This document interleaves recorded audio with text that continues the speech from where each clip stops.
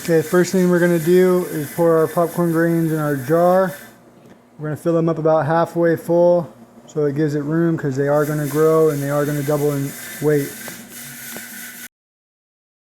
Now that we've filled up our popcorn jars about halfway, we're just going to simply fill the rest up with water up to basically the top.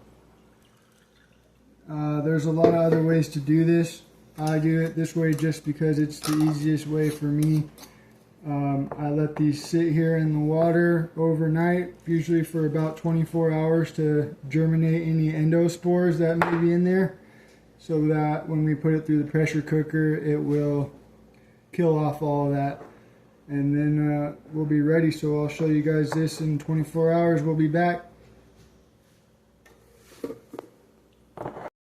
Okay, so now it's been 24 hours that we've let our popcorn grains sit and soak in water.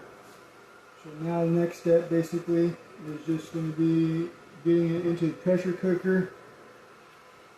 Every single time that I use my pressure cooker, I put a little bit of oil. It doesn't matter if it's canola oil, it could be olive oil, vegetable oil, it really doesn't matter. Some kind of oil on a paper towel. And I'll just kind of wipe it on there and go all the way around. I've used this pressure cooker many times. It's an older model, and this is the original seal that came with it.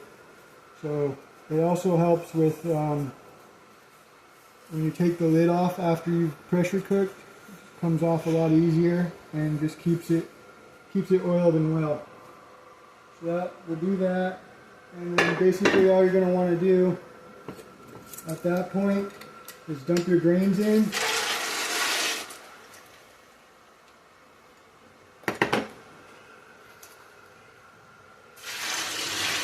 Nothing too crazy actually at all, you're just simply dumping them in.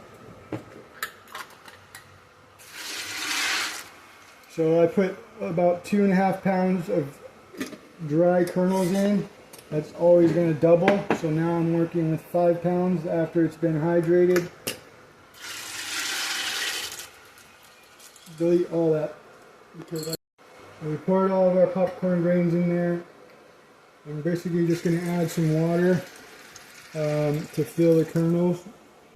Usually I like to go, but I stick my finger in the pot and I like it to go up to the second knuckle above the kernels. That way we know that during the pressure cooker time, which is going to be 90 minutes, there's enough water in there so it's not going to burn low. So now that we got our kernels all in the pressure cooker and we got enough water in there, we're going to turn it on high heat until it gets to a boil. Once it boils, I'm going to drop the heat down to about 3 or 4 on my stove, which is going to let this simmer basically for 40 to 60 minutes. I'm going to check at a half an hour is usually what I'll do, and to see if it's hydrated properly, and I'll show you how to do that in just a second. Alright, so we boiled and then simmered our popcorn kernels for, it was done actually in about 33 minutes this time.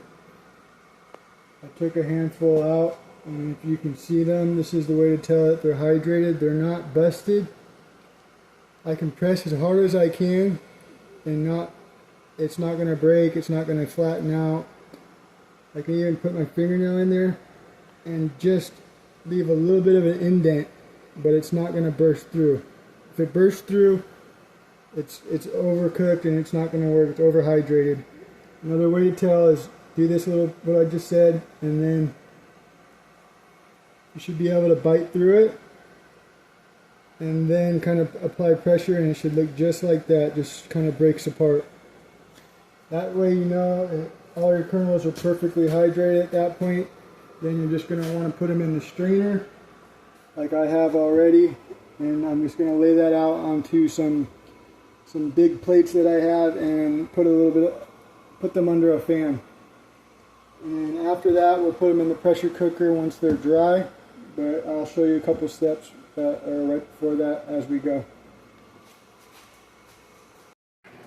Okay, so now that our popcorn has been drying, we're going to do the last little test on the dry test. Make sure that the kernels are dry before we put them on into the pressure cooker.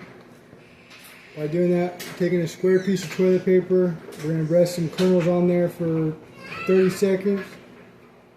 When we take them off, there shouldn't be no moisture left on this piece of paper. If there is, they're not dry enough. So we'll just wait. I already did this test, I already know they're good, so there's no really reason to wait the whole 30 seconds. But as you can see, there's no moisture left, no indentations on there. So that means that it's dry, good to go. All I'm going to do now is take my jars and basically just fill them 2/3 of the way full. Okay, so we dried everything, all our kernels are dry. We jarred them up about 2/3 of the way full. You don't want to go all the way full, because if you do that, you can't break and shake it, or it's very difficult to anyways. So the way I tighten my lids, put the jar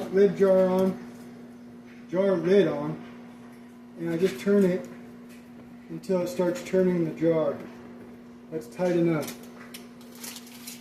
Put my foil over it. A lot of times I'll just reuse these, keep them. That way you don't burn through foil all the time.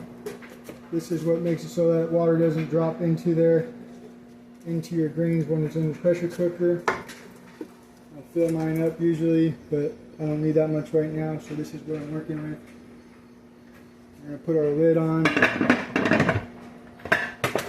locked and loaded, and then turn it on high until we reach 15 psi. When we reach 15 psi,